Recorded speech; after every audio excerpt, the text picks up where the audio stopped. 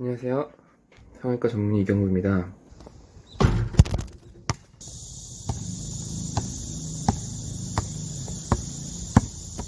이제 마취에 대해서 한번 얘기를 해볼 거예요.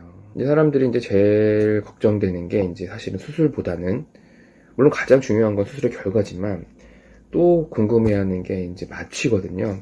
사실은 저희들이 성형외과지만 저희가 마취를 하고 있어요, 실제로는.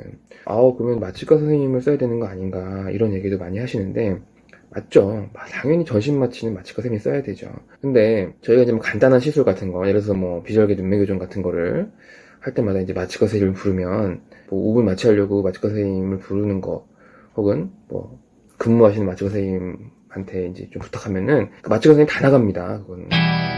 그렇기 때문에 결국에는 이제 뭐 성형외과뿐만 아니라 이비인후과 선생님이라든지 정형외과 선생님이라든지 이런 분들은 이제 간단한 영역에 있어서는 이제 스스로 자가 마취를 하고 있어요.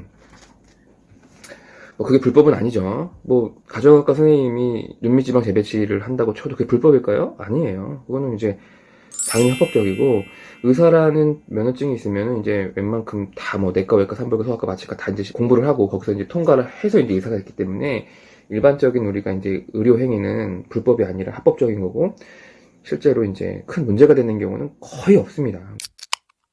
그 마취라는 게 근본적으로 제가 지금 성형 강남 바닥에서 가장 많이 쓰이는 마취약이 이제 케타민, 미다졸람, 프로포폴, 이 세 개가 가장 많이 쓰입니다. 케타민, 미다졸람 같은 경우는 대부분 눈알 때 써요. 눈알 때 마취할 때 아프니까.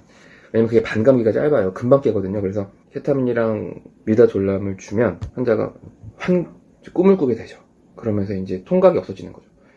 그래서 이제 걔도 안 아파하세요. 그러니까 물론 아프다고 하시지만 기억도 잘 안 나고. 그래서 그때 잠깐만 이렇게 좀 쌍꺼풀하기 전에 탁 하는 거예요. 그러면 한 10분 정도 있으면 환자가 꿈 꿨어요. 뭐 이렇게 얘기도 하시고, 그 케타민이라는 약을 쓰게 되면은 사람들이 별 얘기를 다 합니다. 가장 기억나는 환자는 못생겨서 죽고 싶다 이렇게 얘기하시는 분도 있었고, 뽀로로랑 피카츄 얘기를 하시는 분도 있고, 바주색 터널에 들어갔다고 하시는 분도 있고, 굉장히 많아요. 처음엔 되게 웃겼는데 이게 너무 일상이 되다 보니까 이제 웃기지도 않습니다. 그래서 일단 그 케타민이랑 미다졸랑 가장 많이 쓰이는 약이고, 가장 궁금해하시는 게 아마 그 우리 하얀 기사라고 하는 그 프로포폴일 거예요. 이게 강남에서 보면은 대부분 성형외과 선생님들이 콜을 하실 때, 저는 이제 콜을 하니까 콜을 하실 때 프로포폴을 쓰는데, 뉴스 같은 거 보면은 이제 또 강남에서 코하다 뭐 사망사고 났다, 아니면 응급실에 실려갔다, 이런 기사가 나는데, 많은 경우에서 프로포폴이 관련된 경우가 되게 많아요. 저번에 뭐 얼마 전에 뭐 홍콩 재벌 뭐 조금 돌아가셨다, 뭐 이런 것도 제 생각에는 프로포폴이 아닐까, 이런 생각을 들어요. 그래서 프로포폴이 되게 무서운 약입니다. 그래서 저 같은 경우는 좀 되게 쫄보고 소심해가지고, 이게 이제 몸무게가 작으신 분들, 조금 그런 사람들은 이제 프로포폴 써요. 저도 썼는데 정말 소량을 씁니다. 정말 그냥 가수면만 되게끔 해서 이제 수술을 진행을 하고 있습니다. 수술하다가 잠깐만 일어나 보세요, 나 실리콘 3mm 쓸 건데 괜찮겠어요? 이렇게 대화도 하기도 해요. 근데 가수면, 그러니까 정말 얕게 재우면 정말 조금 쓰거든요. 그러면은 이제 환자가 말할 때는 반응을 하고 다시 자고, 이런 식으로 정말 잠만 재우는 거고, 이제 이런 거조차, 환자랑 대화하기조차 싫은 원장님들은 포포를 그냥 많이 틀고 움직일 때마다 계속 이렇게 볼루스라고 해가지고 뭐 계속 주고, 이런 환자는 정말 그냥 나가 떨어지거든요. 근데 대부분의 원장님들이 이걸 좋아해요. 왜냐면 할 때 환자가 움직이면 굉장히 또 스트레스도 받고 수술하기도 싫고 막 그러니까 이제 아예 그냥 그런 걸 원천 봉쇄하기 위해서 그냥 아예 그냥 딱 재우시는 원장이 많은데, 저는 이제 그 자체가 너무 무서워서 그렇게는 안 하고 있어요, 절대로. 왜냐면은 대부분 그렇게 막 재우다가 이제 헷갈려 넘어가는 거거든요. 그래서 저는 절대로 그렇게 안 하고, 항상 문제는 좀 거구이신 분들이 있어요. 그런 분들은 프로포폴을 많이 써야지 이제 잠이 오시거든요.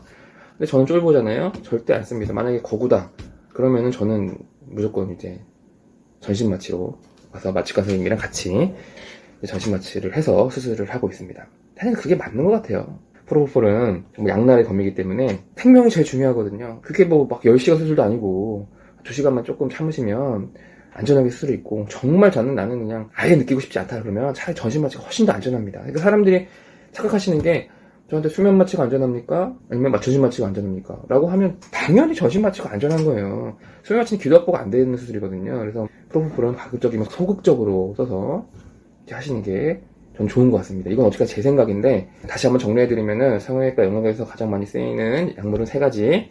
케타민, 미다졸람, 프로포폴 이 세 개인데 눈 할 때는 케타민과 미다졸람이 많이 쓰이고 이제 코 할 때나 아니면 지방신에 조금 큰 수술할 때는 이제 프로포폴을 좀 쓰이긴 하는데 많이 쓰면 안 좋다. 소량씩해서 가수면으로 하는 게 좀 더 안전하다. 그리고 완전히 자고 싶다 그러면은 프로포폴을 늘려가지고 자는 것보다는 차라리 전신 마취를 하는 게 더욱더 안전할 수 있다. 도움이 됐으면 좋겠고요. 성형수술의 가장 중요한 거는 이뻐지는 것도 중요하지만 가장 중요한 건 안전입니다. 이상 성형외과 마취에 대해서 말씀드렸습니다. 안녕히 계세요.